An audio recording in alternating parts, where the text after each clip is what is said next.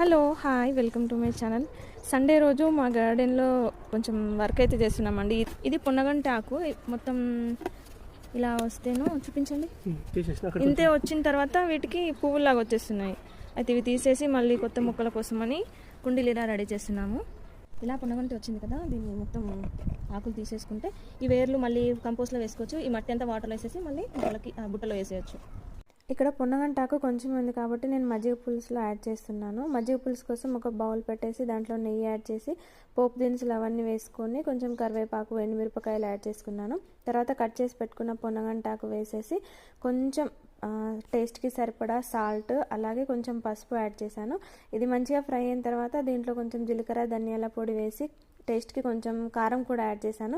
ఇదంతా కంప్లీట్గా చల్లారిన తర్వాత పెరుగు యాడ్ చేసుకున్నాను. పెరుగు కొంచెం గట్టిగా ఉంది కాబట్టి కొంచెం వాటర్ యాడ్ చేసి మిక్స్ చేశాను. అంతే, చాలా టేస్టీగా ఉంటుంది. సింపుల్.